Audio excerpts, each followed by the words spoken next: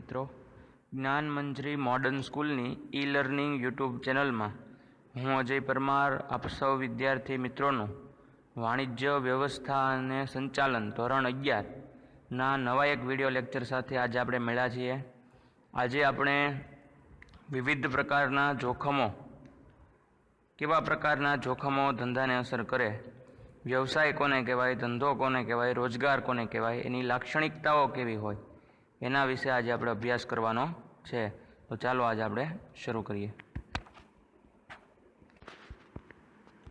ધંધાકીય જોખમો। કોઈ પણ ધંધાકીય પ્રવૃત્તિ હોય તેમાં અમુક ચોક્કસ પ્રકારના જોખમો ઉદ્ભવે છે।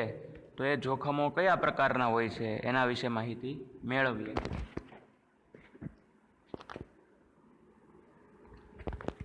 ધંધાકીય જોખમો જોવા જઈએ તો ધંધામાં નફાની અનિશ્ચિતતા અથવા નુકસાન થવાનું જોખમ રહેલું છે।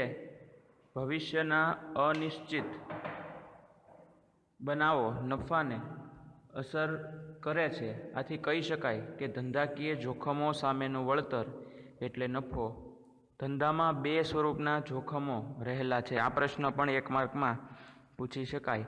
ધંધામાં કેટલા પ્રકારના જોખમો રહેલા છે? ધંધામાં મુખ્ય બે પ્રકારના જોખમો રહેલા છે। એક છે કુદરતી અને બીજું છે માનવ સર્જિત। કુદરતી પરિબળો જે હોય એના ઉપર વ્યક્તિનો અથવા સંચાલકનો કોઈ અંકુશ રહેતો નથી, પણ માનવ સર્જિત જોખમો છે એને કદાચ ટાળી શકાય છે, એનું નિવારણ કરી શકાય છે। તો કુદરતી જોખમો એ જેવા ધરતીકંપ, પૂર વગેરે ધંધાના વિકાસને અવરોધે છે, ધંધાની મિલકતો નાશ કરે છે અથવા નુકસાન પહોંચાડે છે, એને કુદરતી જોખમો કહી શકાય। આપણને ખબર છે વાવાઝોડું, પૂર, ધરતીકંપ આ બધું જે થાય એ માનવ સર્જિત થઈ શકે નહીં, એ કુદરત દ્વારા જ થઈ શકે। આમ આવી રીતના કુદરતી જોખમો છે એ પણ ધંધાને અસર કરે છે। ત્યારબાદ જોઈએ તો માનવ સર્જિત જોખમો। માનવ સર્જિત જોખમોને કારણે ધંધાનો વિકાસ અટકે અને ધંધાએ નુકસાન સહન કરવું પડે છે। જેમ કે કર્મચારીઓની હડતાલ, ટેકનોલોજીમાં પરિવર્તન, ગ્રાહકોની રુચિ અને માંગમાં ફેરફાર, રાજકીય અસ્થિરતા, બજારમાં હરીફાઈનું જોખમ વગેરે। આમ માનવ સર્જિત જોખમો પણ અસર કરતા હોય છે। તો ધંધાકીય જોખમોના કારણો અન્ય કયા કયા કારણો પણ અસર કરે તો એ પણ આપણે જોઈએ, આ પણ ખૂબ જ અગત્યના છે। તો પહેલું ટેકનોલોજીમાં ફેરફાર। ટેકનોલોજીમાં થતી શોધખોળોને કારણે ઉત્પાદન પદ્ધતિમાં ફેરફાર કરવો પડે છે।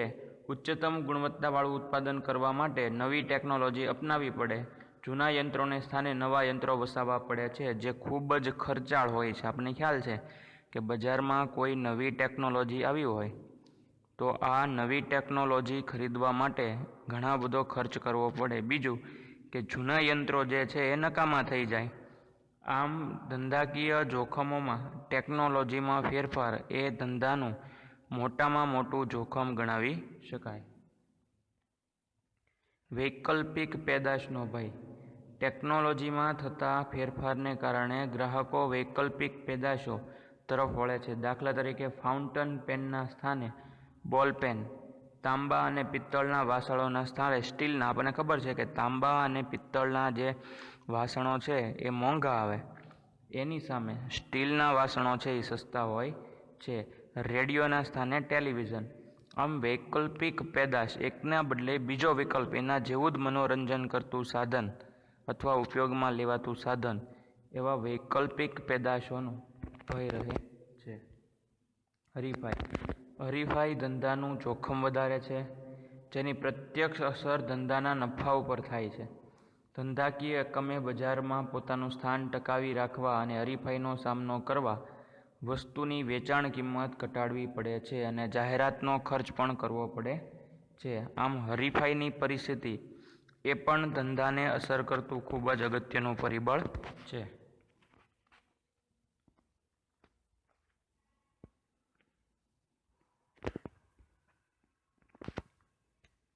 કાયદા. પ્રદૂષણ, ગ્રાહકો, કામદારો, ઉદ્યોગ વગેરે માટે સરકાર કાયદા ઘડે છે. આપણને ખબર છે ગ્રાહક સુરક્ષાનો ધારો છે. અમુક ધંધાકીય એકમ એ રહેણાંક વિસ્તારમાં સ્થાપી ન શકાય. આવા ઘણા બધા સરકારી અથવા કાનૂની નિયમો એ ધંધાને લાગુ પડે છે. પરંતુ આ કાયદા ધંધા માટે જોખમ પણ ઊભું કરે છે. દાખલા તરીકે લઘુત્તમ વેતન ધારો અને કારખાનાનો ધારો ધંધાકીય એકમને કેટલાક નિર્ણયો લેતા અટકાવે છે. લઘુત્તમ વેતન ધારો એટલે કે કર્મચારીને કામ કરે કે ન કરે અથવા કામ કે ઉત્પાદન થાય કે ન થાય અમુક પ્રમાણમાં વેતન આપવું જ પડશે અને લઘુત્તમ વેતન તરીકે ઓળખવામાં આવે છે. માંગની અનિશ્ચિતતા. વસ્તુની માંગમાં અનિશ્ચિતતા ધંધા માટે જોખમ ઊભું કરે છે.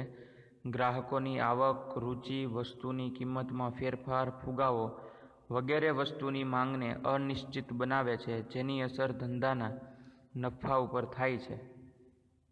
ભૌતિક જોખમો. ધંધામાં ઉપયોગમાં લેવાતી મિલકતોને થતું નુકસાન ભૌતિક જોખમ ઊભું કરે છે. યંત્રો અને સાધનો કામ કરતા બંધ થઈ જાય, વહન દરમિયાન માલને નુકસાન થાય ત્યારે ભૌતિક જોખમ ઊભું થાય છે.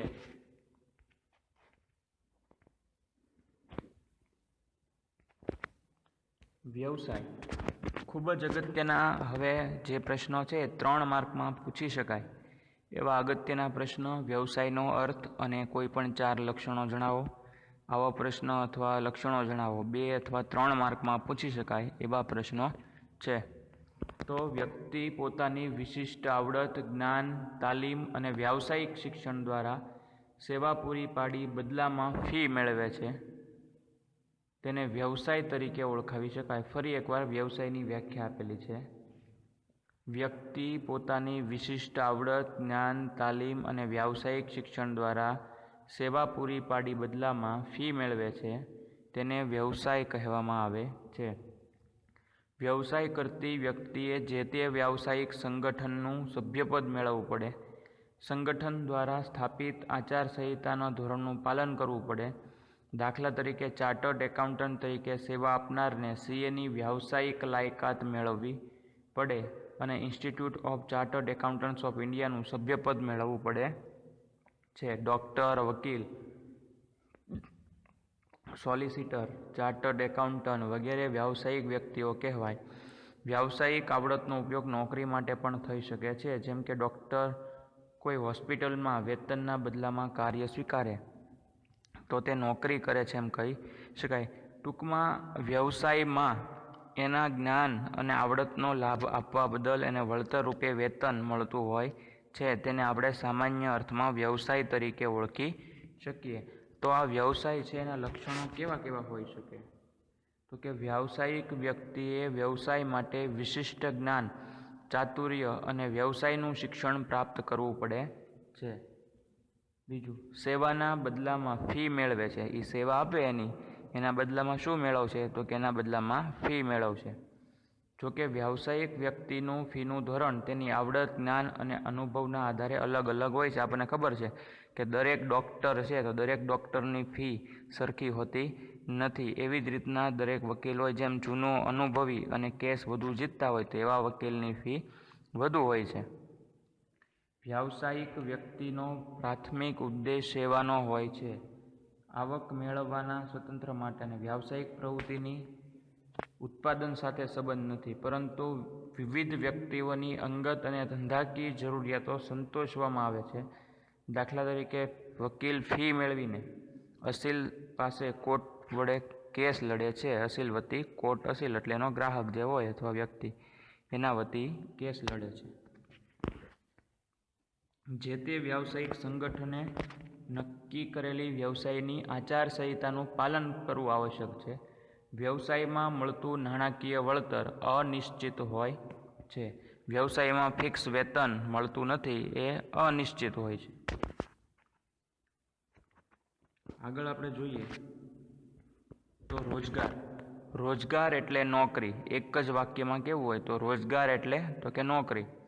નિશ્ચિત વેતનના બદલામાં અન્ય સાથેના કરાર અનુસાર સોંપેલું કાર્ય કરવાની આર્થિક પ્રવૃત્તિ. દાખલા તરીકે શાળામાં શિક્ષણ કાર્ય કરતા શિક્ષક તથા સરકારી કર્મચારી આ બધાય રોજગાર મેળવે છે એમ કહેવાય, રોજગારી મળી છે એમ કહેવાય.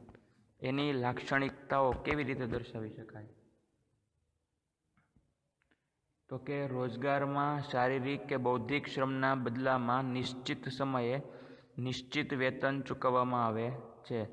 રોજગારમાં શારીરિક કે બૌદ્ધિક શ્રમના બદલામાં નિશ્ચિત સમયે નિશ્ચિત વેતન ચૂકવવામાં આવે છે. એટલે કે એમાં શારીરિક શ્રમ અથવા માનસિક બૌદ્ધિક રીતે પોતાના બુદ્ધિનો ઉપયોગ કરીને રોજગારી મેળવવામાં આવે અને એના બદલામાં એને વેતન ચૂકવાય છે. રોજગારમાં નિશ્ચિત વેતન ઉપરાંત અન્ય લાભ મળે છે. દાખલા તરીકે તબીબી ભથ્થું, પેન્શન. આપણને ખબર છે પેન્શનની સુવિધા 2005 પછી બંધ થઈ ગઈ છે, પણ એ અગાઉ પેન્શનની સુવિધા પણ હતી કે કોઈ કર્મચારી, સરકારી કર્મચારી રિટાયર્ડ થાય એટલે એને પેન્શન દર મહિને મળતું હોય છે. રોજગારમાં કરાર અનુસાર રોજગાર આપનારના તબક્કામાં સહી સોંપાયેલું કાર્ય કરવાનું હોય છે.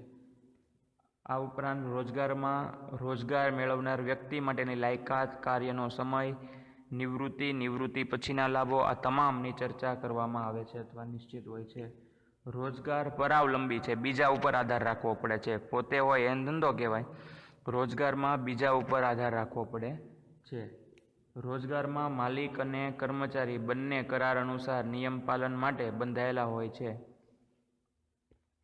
રોજગારી મેળવનાર કોઈ મૂડી રોકાણ કરવું પડતું નથી. રોજગારી મેળવનારને કોઈ મૂડી રોકાણ કરવું પડતું નથી.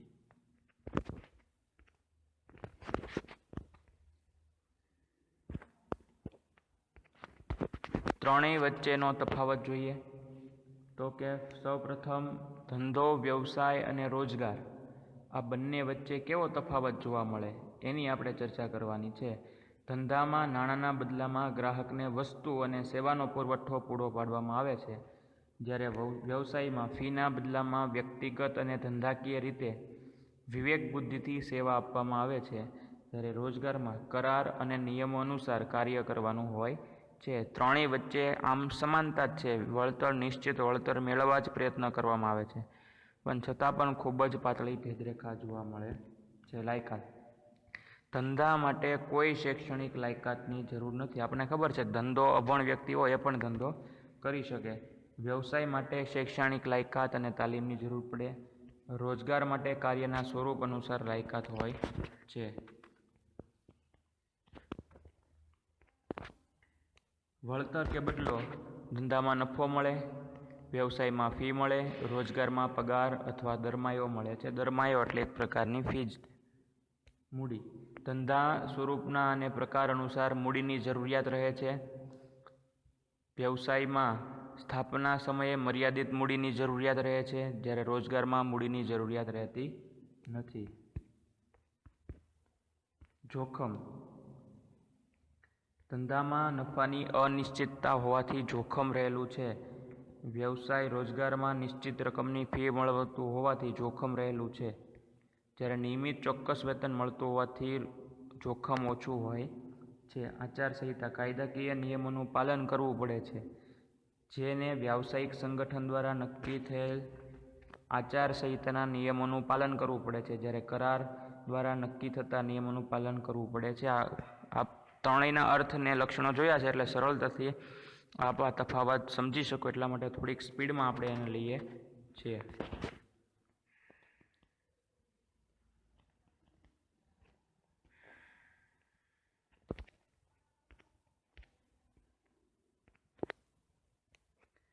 માલિકી હિતની ફેરબદલી. માલિકી હિતની ફેરબદલી શક્ય છે.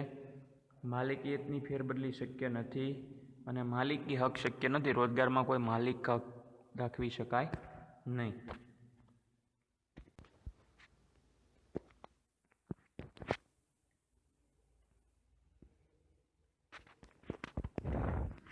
ધંધાકીય પ્રવૃત્તિનું વર્ગીકરણ. એક માર્કમાં પૂછી શકાય એવો પ્રશ્ન.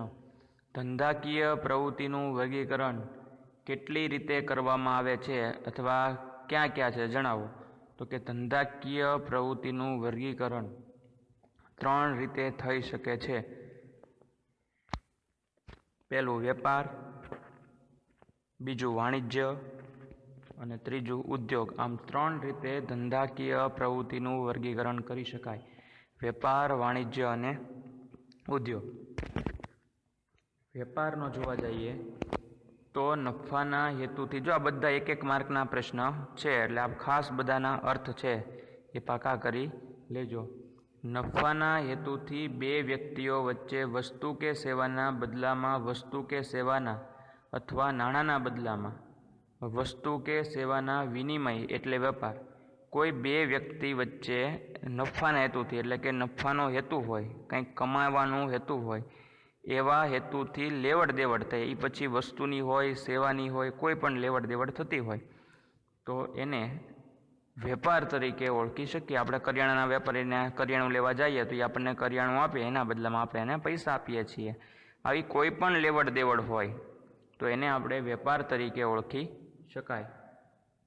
તમે દુકાનદાર પાસેથી પુસ્તક ખરીદો અને પુસ્તકની ખરીદી સામે નાણાં ચૂકવો છો એટલે વસ્તુના બદલામાં નાણાંનો વિનિમય થયો ગણાય. એણે આપણને પુસ્તક રૂપી વસ્તુ આપીને આપણે એને રોકડ સ્વરૂપે નાણું આપ્યું. તેમ બસની ટિકિટ ખરીદતા મુસાફરી કરો એટલે નાણાંના બદલામાં સેવાનો વિનિમય થયો એમ કહેવાય.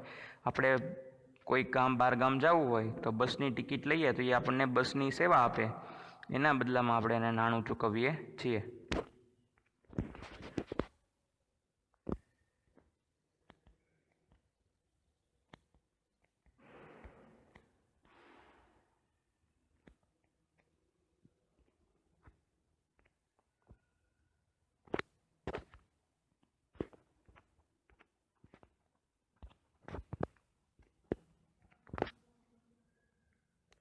લાક્ષણિકતાઓ જોઈએ તો પહેલી લાક્ષણિકતા, વેપાર એ આર્થિક પ્રવૃત્તિ છે. વેપાર એટલે શું એનો અર્થ આપી લાક્ષણિકતાઓ જણાવો, આવો પ્રશ્ન જ્યારે પૂછાય તો વેપાર એ આર્થિક પ્રવૃત્તિ છે. વેપારમાં બે પક્ષકારો હોય છે. બીજો પ્રશ્ન અથવા OMR એવો પૂછાઈ શકે કે વેપારમાં કેટલા પક્ષકારો હોય છે, ક્યાં ક્યાં, તો કે વેપારમાં બે પક્ષકારો હોય છે, ખરીદનાર અને વેચનાર.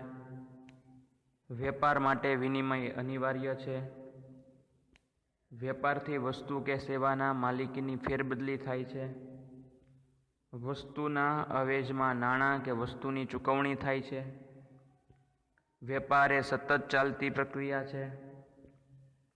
વસ્તુ કે સેવાનું મૂલ્ય નાણાંમાં નક્કી થાય છે. કોઈ પણ સેવા અથવા વસ્તુ ખરીદીએ તો આપણને ખ્યાલ છે કે એનું ચોક્કસ મૂલ્ય હોય છે.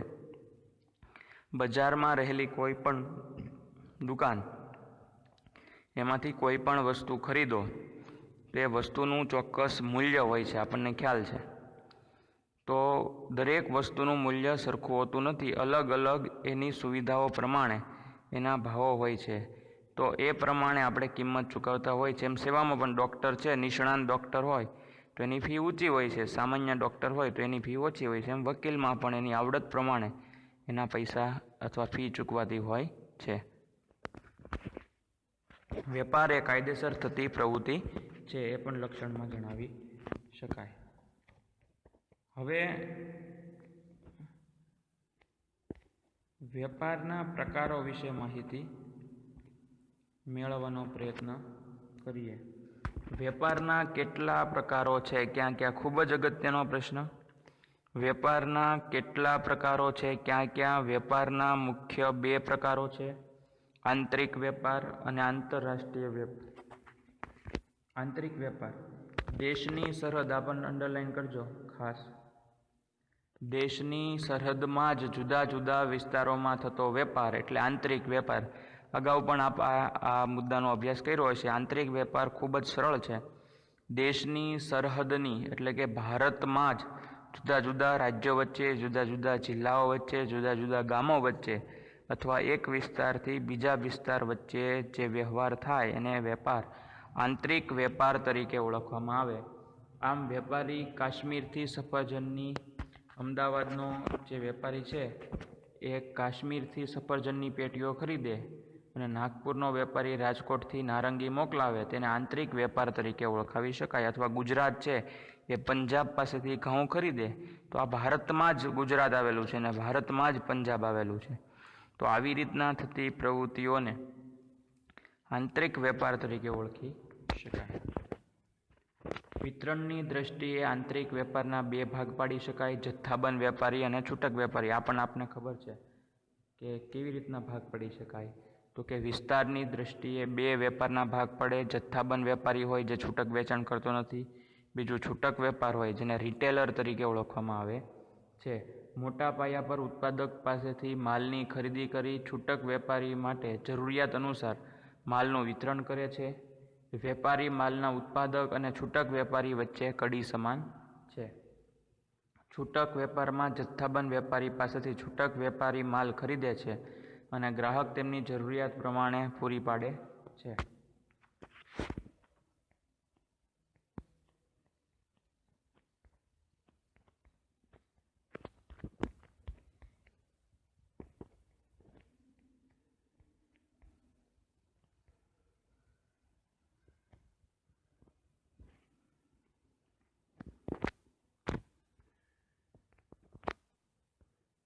આંતરરાષ્ટ્રીય વેપાર. આંતરરાષ્ટ્રીય વેપાર તરીકે કોને ઓળખવામાં આવે? તો કે કોઈ પણ બે દેશો વચ્ચે થતા વેપારને આંતરરાષ્ટ્રીય વેપાર કહે છે. આંતરરાષ્ટ્રીય વેપાર દેશની સરહદ ઓળંગે છે. દાખલા તરીકે જાપાનની કંપની ભારતના વેપારીને ટેલિવિઝન આપે અથવા ચીનની કંપની છે એ ભારતને મોબાઈલ આપે અથવા ઇલેક્ટ્રોનિક વસ્તુ આપે, તો આવી રીતના બે દેશો વચ્ચે થયેલા કરાર અથવા લેવડ દેવડને અથવા વેપારને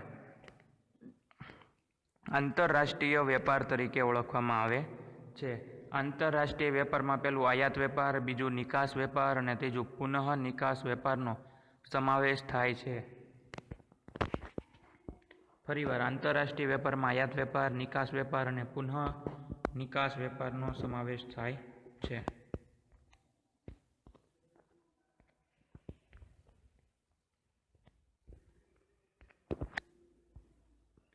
વાણિજ્ય. વાણિજ્ય કોને કહી શકાય?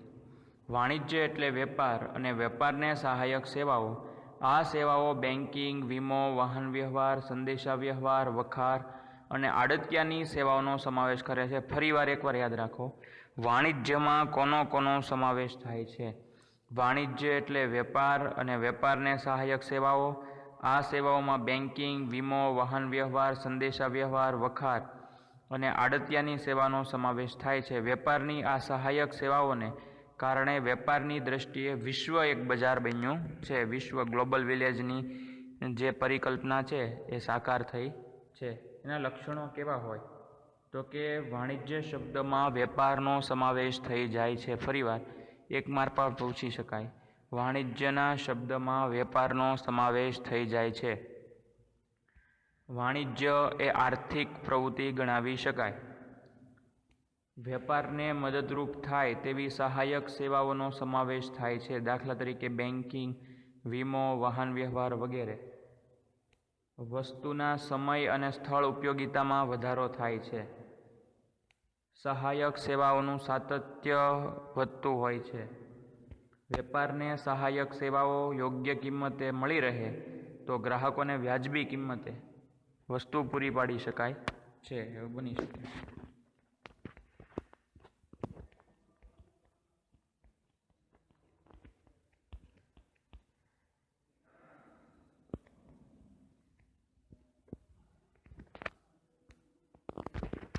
વેપાર અને વાણિજ્ય વચ્ચેનો તફાવત જણાવો. તો વેપાર અને વાણિજ્ય વચ્ચેના તફાવતમાં પહેલા અર્થ જઈએ તો વેપારમાં નાણાંના બદલામાં વસ્તુ કે સેવાનો વિનિમય થાય છે. વાણિજ્યમાં વેપાર ઉપરાંત વેપારને સહાયક સેવાઓનો સમાવેશ થાય છે. કાર્યક્ષેત્ર. વેપારનું કાર્યક્ષેત્ર મર્યાદિત છે. વાણિજ્યનું કાર્યક્ષેત્ર વિશાળ છે. વાણિજ્યમાં વેપારનો સમાવેશ થાય છે. પક્ષકારોમાં વેપારમાં બંને પક્ષકારો લગભગ એકબીજાથી પરિચિત હોય છે અને નજીકના સ્થળે હોય છે. વાણિજ્યમાં બંને પક્ષકારો દૂરના સ્થળે અપરિચિત હોય છતાં સહાયક સેવાઓ મેળવે છે. આવું બની શકે.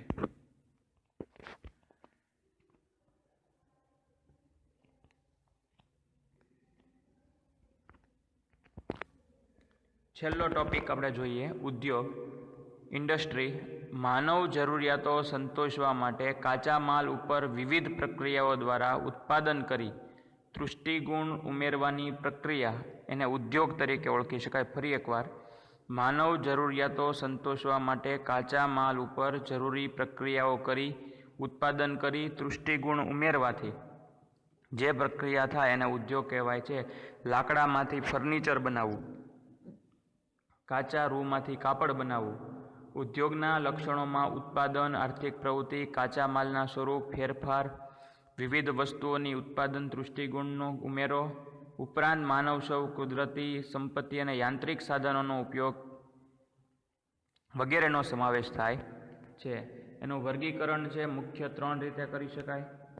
એનું વર્ગીકરણ 3 રીતે થઈ શકે: પ્રાથમિક ઉદ્યોગ, ગૌણ ઉદ્યોગ અને આનુષંગિક ઉદ્યોગ. આમ 3 રીતે એનું વર્ગીકરણ થઈ શકે છે. પ્રાથમિક ઉદ્યોગ, આ ઉદ્યોગ મૂળભૂત ઉદ્યોગ છે. સમુદ્ર, જમીન, હવા સાથે સંકળાયેલ છે. કુદરત ઉપર નિર્ભર રહી ઉત્પાદન પ્રવૃત્તિ થાય છે. જમીન ઉપર ખેતી, પશુપાલન, મરઘા બતકા ઉછેર, દરિયા સાથે સંબંધિત મત્સ્ય ઉદ્યોગનો સમાવેશ થાય છે. એને પ્રાથમિક ઉદ્યોગ. તમને આવી રીતના પૂછી શકે પ્રાથમિક ઉદ્યોગ એટલે શું, તેના ઉદાહરણો આપો. તો પ્રાથમિક ઉદ્યોગમાં સમુદ્ર, જમીન, હવા સાથે સંકળાયેલા ખાસ કરીને ખેતી, પશુપાલન, મરઘા બતકા ઉછેર, દરિયા સાથે સંગત ધરાવતા મત્સ્ય ઉદ્યોગ, આનો પ્રાથમિક ઉદ્યોગમાં સમાવેશ થાય છે. 1 માર્કનો પ્રશ્ન છે.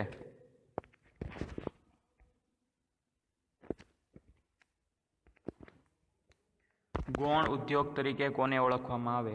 તો કે વિવિધ પ્રકારના યંત્રો અને ટેકનોલોજીની મદદ લેવામાં આવે છે. કુદરતી સંપત્તિને વપરાશ યોગ્ય બનાવી ગ્રાહકોને પહોંચતી થાય તે દરમિયાન કરવામાં આવતી પ્રક્રિયા એટલે ગૌણ ઉદ્યોગ. દાખલા તરીકે ખાતર ઉદ્યોગ, રંગ અને રસાયણ ઉદ્યોગ અને સ્ટીલ ઉદ્યોગ વગેરે એને ગૌણ ઉદ્યોગ તરીકે ઓળખવામાં આવે. ગૌણ ઉદ્યોગના ઉદાહરણ આપો તો કે ખાતર ઉદ્યોગ, રંગ અને રસાયણ ઉદ્યોગ અને સ્ટીલ ઉદ્યોગ, આને ગૌણ ઉદ્યોગ તરીકે ઓળખવામાં આવે છે.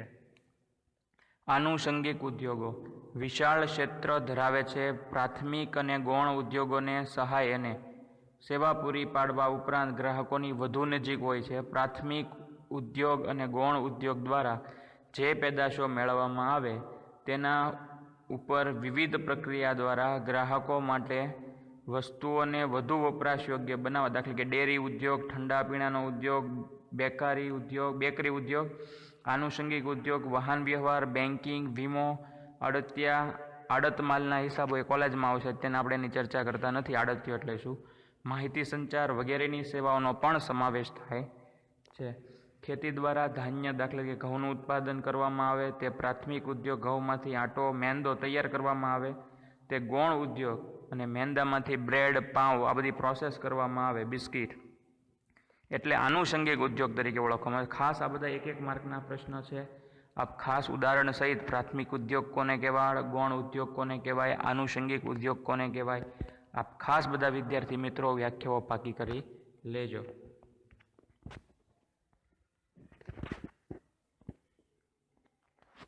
આવી રીતના આ યુનિટ નંબર સંચાલનનું સ્વરૂપ, હેતુ અને મહત્વ એનો આજે આ યુનિટ નંબર 1 વાણિજ્ય વ્યવસ્થાનું આપણે પૂરું કરીએ છીએ. અંડરલાઇન કરાવેલા અને ખાસ કરીને વેપાર કોને કહેવાય, વાણિજ્ય કોને કહેવાય, ઉદ્યોગ કોને કહેવાય, એનો અર્થ, એના લક્ષણો, આનુષંગિક ઉદ્યોગ કોને કહેવાય, પ્રાથમિક ઉદ્યોગ કોને કહેવાય, એનો અર્થ અને એના ઉદાહરણો, આ બધા વિદ્યાર્થી મિત્રો ખાસ પાકા કરી લેજો. બધાના લક્ષણો પાકા કરી લેજો.